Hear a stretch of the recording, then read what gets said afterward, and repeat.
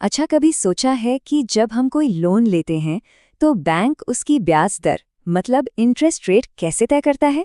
ये पूरा खेल आखिर चलता कैसे है? चलिए आज इसी पहेली को सुलझाते हैं। हाँ, ये सवाल बहुत जरूरी है क्योंकि इसका सीधा असर हम सबकी जेब पर पड़ता है। तो चलिए जरा इस सिस्टम के अंदर झांक कर देखते हैं कि आखिर होता क्या है। तो आज हम क्या क्या देखने वाले हैं। सबसे पहले तो लोन रेट की इस पहेली को समझेंगे। फिर देखेंगे कि जो पुराना MCLR सिस्टम था वो क्या था और उसे बदलने की नौबत क्यों आई। फिर बात करेंगे नए एक्सटर्नल बेंचमार्क सिस्टम की। और हाँ, सबसे ज़रूरी कि इन सब का हम पर मतलब आम बोरोअर पर क्या असर पड़ता है। ठीक है, तो शुरू करते हैं। देखिए, इस पूरी कहानी को समझने के लिए ना हमें पहले दो बहुत जरूरी शब्दों को समझना होगा। पहला है लेंडिंग रेट। नाम से ही जाहिर है ये वो फाइनल इंटरेस्ट रेट है जिस पर बैंक हमें लोन देता है, मतलब जो रेट हम आखिर में चुकाते हैं। और दूसरा शब्द है बेंचमार्क। अब ये क्या है? इसको ऐसे समझिए, ये बैंक के लोन के लिए कच्चे माल की कीमत जैसा है, मतलब एक बेस रेट जिसके ऊपर बैंक अपना थोड़ा मार्जिन रखकर फाइनल लेंडिंग रेट तय करता है। ये एक तरह से स्टार्टिंग पॉइंट है। तो अब जब ये बेसिक चीजें साफ हो गई तो चलिए कहानी के पहले वाले हिस्से में चलते हैं। मतलब कुछ साल पहले तक क्या होता था? तब एक अलग ही सिस्टम चलता था और वो थोड़ा कॉम्प्लिकेटेड था। ये पुराना सिस्टम था MCLR। पूरा नाम है marginal cost of funds based lending rate. लेकिन सबसे काम की बात यह है कि ये एक इंटरनल बेंचमार्क था। मतलब हर बैंक अपने अंदरूनी हिसाब किताब के हिसाब से इसे खुद ही तय करता था। बाहर किसी को कुछ नहीं पता। और ये MCLR कैलकुलेट कैसे होता था? अरे बहुत ही कॉम्प्लिकेटेड था। इसमें बैंक को पैसा जुटाने में कितना खर्च आया, उसके अपने खर्चे कितने हैं, CRR पर क्या हो रहा है, ऐसे ढेरों अंदरूनी फैक्टर्स शामिल थे। नतीजा नतीजा ये कि पूरी प्रक्रिया में कोई ट्रांसपेरेंसी ही नहीं थी। मतलब एक आम इंसान के लिए तो इसे समझना भई नामुमकिन था। तो सवाल उठता है कि इस पुराने इतने उलझे हुए सिस्टम को बदलने की जरूरत आखिर पड़ी क्यों? वजह थी एक बहुत बड़ी प्रॉब्लम। इकोनॉमिक्स की भाषा में इसे कहते हैं ट्रांसमिशन प्रॉब्लम। अब ये क्या भला है? देखिए, बहुत आसान है।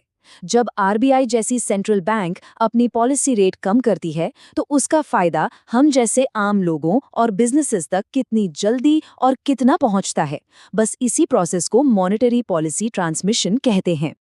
और MCLR सिस्टम की सबसे बड़ी दिक्कत यही थी। RBI तो रेपो रेट घटा देता था, लेकिन बैंक उस कटौती का फायदा हम तक पहुंचाने में महीनों लगा देते थे। मतलब जब तक अच्छी खबर हम तक पहुंचती थी तब तक वो पुरानी हो चुकी होती थी।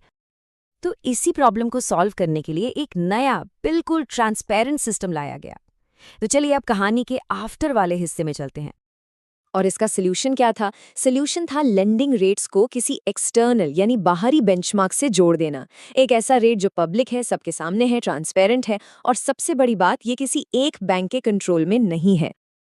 तो ये बाहरी बेंचमार्क क्या हो सकते हैं? जैसे RBI का रेपो रेट, या फिर सरकार के 3 महीने या 6 महीने वाले ट्रेजरी बिल का यील्ड।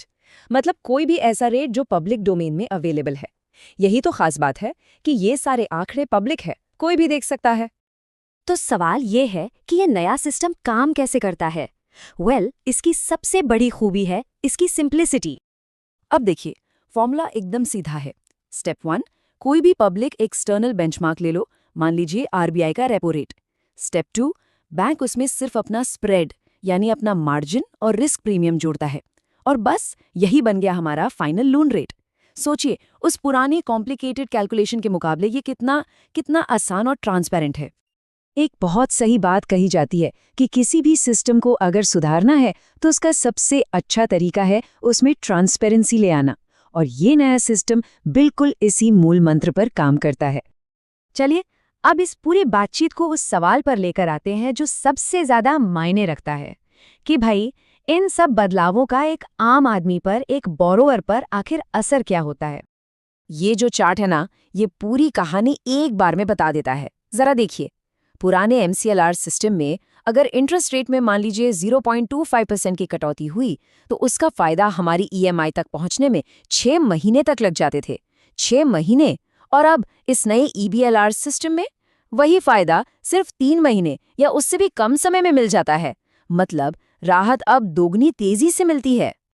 लेकिन देखिए, हर सिक्के के दो पहलू होते हैं, है ना? इस नए सिस्टम के भी फायदे और नुकसान हैं। फायदा तो साफ है, ट्रांसपेरेंसी है, रेट कट का फायदा जल्दी मिलता है। लेकिन इसका दूसरा पहलू ये है कि रेट ज़्यादा वॉलेटाइल हो सकते हैं, मतलब ज़्यादा ऊपर नीचे हो सकते हैं। और याद रखिए, जिस तेज़ी से रेट्स नीचे आते हैं, उसी तेज़ी से ऊपर भी जा सकते हैं।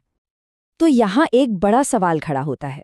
ट्रांसपेरेंसी का मतलब है कि रेट कट का फायदा जल्दी मिलेगा, बिल्कुल, लेकिन इसका ये भी मतलब है कि जब रेट बढ़ेंगे तो उसका बोझ भी उतनी ही जल्दी पड़ेगा।